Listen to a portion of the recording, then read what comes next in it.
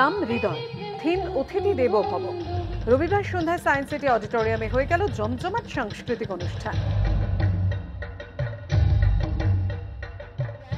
যুগ্মভাবে অনুষ্ঠানের আয়োজন করেছিল Rotary Club of Calcutta Old City এবং Rabindranath Tagore International Institute of Cardiac science.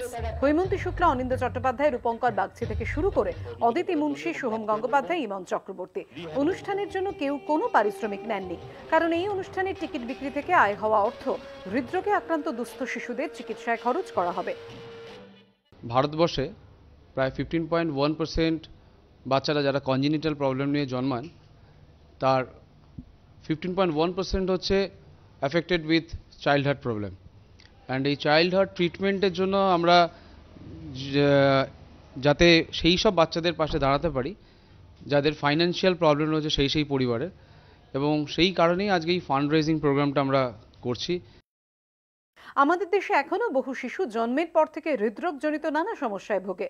চিকিৎসকরা বলছেন, সঠিক সময়ে যদি সঠিক চিকিৎসা করা যায় তাহলে তাদের সুস্থ জীবন দেওয়া সম্ভব। সবথেকে বড় কথা হচ্ছে এই বাচ্চাদের চিকিৎসা, হার্টের রোগের চিকিৎসা ঠিক সময়ে ঠিকভাবে করলে ওরা নর্মাল জীবনযাপন করতে পারে। কিন্তু যদি ঠিকমতো চিকিৎসা না হয় আর্থিক অভাবে, সেটা আমার মনে হয় আজকের দিনে অত্যন্ত দুঃখজনক। এই দিনের অনুষ্ঠানে উপস্থিত ছিলেন অভিনেত্রী ঋতুপর্ণা সেনগুপ্ত। অনুষ্ঠানে যেভাবে সাড়া মিলেছে তাতে অভিভূত উদ্যোক্তারা। তাঁরা বলছেন এরকম অনুষ্ঠান আগামী দিনেও করা হবে। সুভাষ বৈদ্যর রিপোর্ট, এবিপি আনন্দ, কলকাতা।